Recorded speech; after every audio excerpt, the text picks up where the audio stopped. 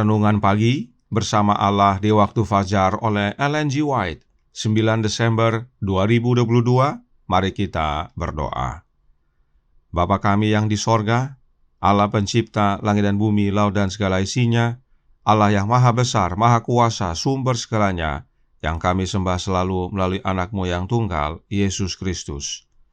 Terpujilah Yesus, anak Allah yang maha tinggi, yang adalah gembala kami yang baik. Pada pagi hari ini kami bersyukur boleh bangun dan berbakti dan sebagaimana membaca dan mendengarkan nasihat firman-Mu. Kiranya ini menjadi sukacita bagi kami, sebab Engkaulah yang meletakkan dasar dunia ini dan juga dasar rumah tangga kami. Beserta kami sepanjang perbaktian ini kehendak-Mu yang jadi. Ampun kami akan dosa dan salah, karena kami berdoa hanya dalam nama anak Allah yang tunggal, Yesus Kristus, yang adalah Tuhan dan Juru Selamat kami. Amin. Renungan hari ini akan dibacakan oleh Saudara Jansen Siregar. Kepada Saudara Jansen, kami persilahkan. Selamat pagi. Renungan pagi tanggal 9 Desember tahun 2022. Berjudul, Dia meletakkan dasar sejak semula. Ayat inti tertulis dari Ibrani 1 ayat 10. Dan pada mulanya, ya Tuhan, Engkau telah meletakkan dasar bumi dan langit adalah buatan tangan-Mu. Allah yang agung itu telah menjadikan bumi ini. Ia telah menjadikan bumi ini seluruhnya dengan jubah keindahan dan memenuhinya dengan benda-benda yang berguna bagi manusia. Ia telah menciptakan segala keajaiban-keajaiban di darat dan di dalam lautan. Dalam 6 hari pekerjaan untuk menciptakan itu telah dilaksanakan. Berhentilah ia pada hari ke-7 dari segala pekerjaan yang telah dibuatnya itu. Lalu Allah memberkati hari ke-7 itu dan menguduskannya. Karena pada hari itulah ia berhenti dari segala pekerjaan penciptaan yang telah dibuatnya itu. Allah memandang akan hasil perbuatan tangannya dengan puas. Segala sesuatunya yang sempurna, layak disebut ciptaan ilahi, dan ia pun berhenti. Bukan seperti seorang manusia yang merasa lelah, melainkan karena merasa senang dengan segala hasil dari hikmat, kebajikan, serta pernyataan kemuliaannya. Rumah tangga leluhur kita yang pertama itu haruslah menjadi suatu pola bagi rumah tangga lainnya bila anak-anak mereka memenuhi dunia ini. Rumah tangga itu yang dihiasi oleh tangan Allah sendiri bukanlah suatu istana yang megah. Manusia di dalam kesombongannya menyukai peralatan yang mewah serta mahal dan bermegah-megah di dalam benda-benda buatan tangannya. Tetapi Allah menempatkan Adam di dalam sebuah taman. Inilah rumah tempat tinggalnya. Langit yang biru merupakan atapnya. Bumi dengan bunga-bunganya yang indah, serta permadani rumput adalah lantainya. Dan dahan serta daun-daun pohon yang indah merupakan tempat bernaungnya.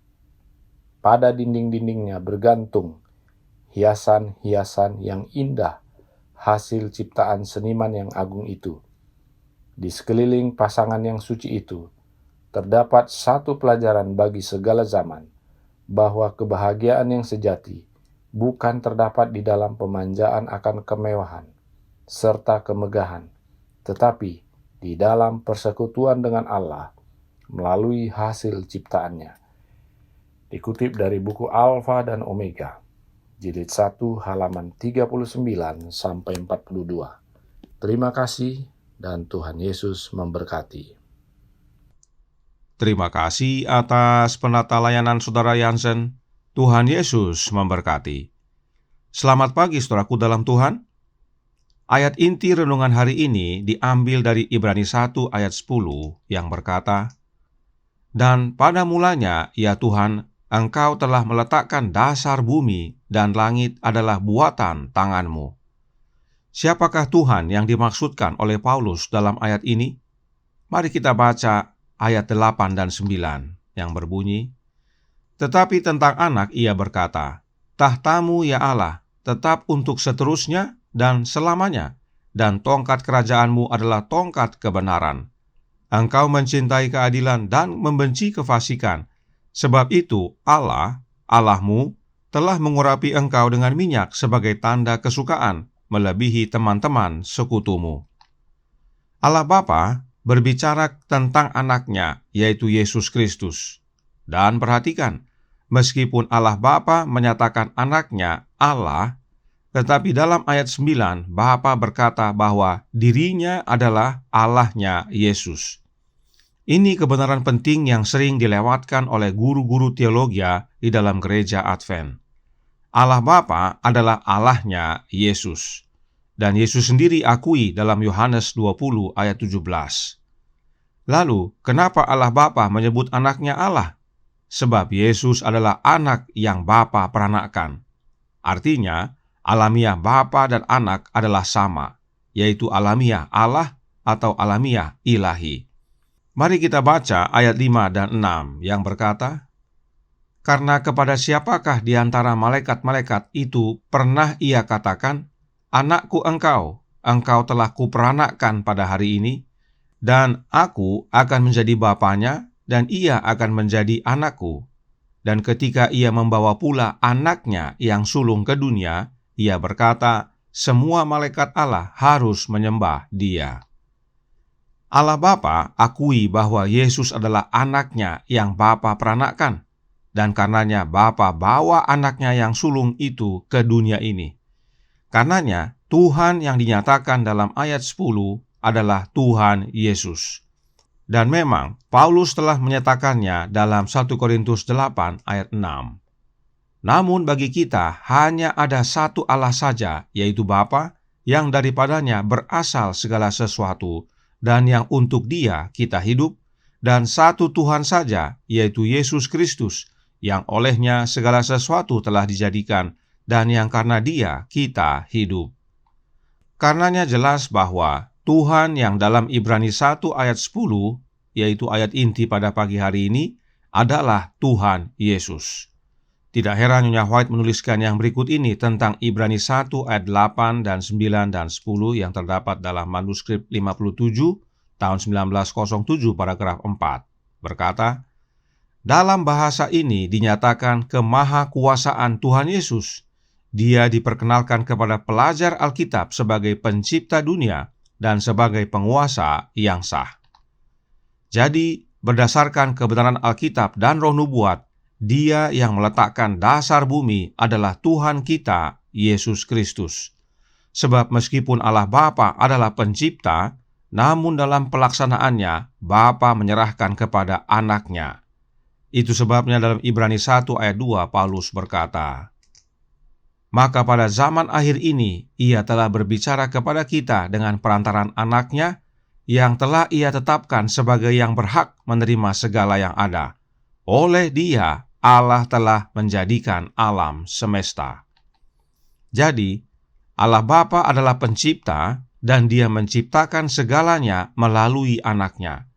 Itu sebabnya Paulus berkata, segala sesuatu diciptakan oleh Yesus dan untuk Yesus. Hal ini menolong kita untuk mengerti apa yang renungan hari ini nyatakan dalam Bersama Allah di Waktu Fajar halaman 369 paragraf 1.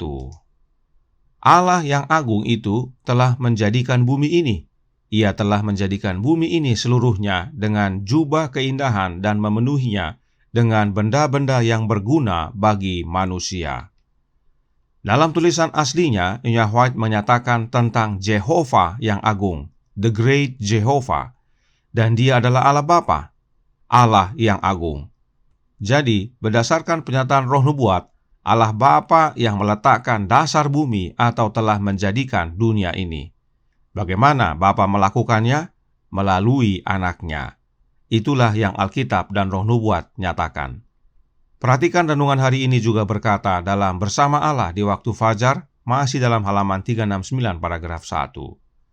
Dalam 6 hari, pekerjaan untuk menciptakan itu telah dilaksanakan. Berhentilah Ia pada hari ke-7 dari segala pekerjaan yang telah dibuatnya itu. Dikatakan Allah berhenti pada hari ke-7, setelah 6 hari menyelesaikan pekerjaan penciptaan.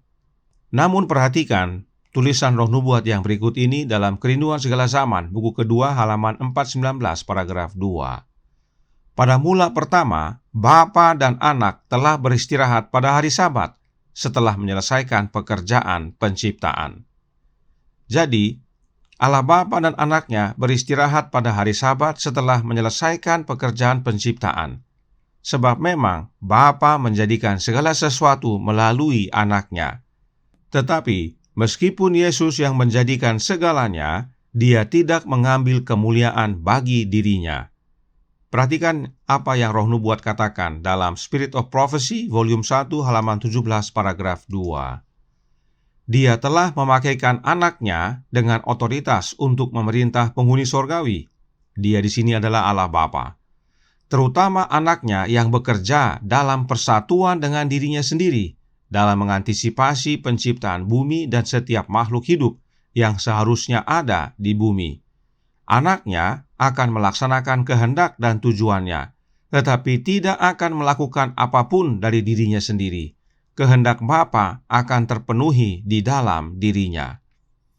Jadi, saudaraku dalam Tuhan, Bapa berikan otoritas kepada Anaknya untuk dapat melaksanakan kehendak Bapa, termasuk dalam pekerjaan penciptaan.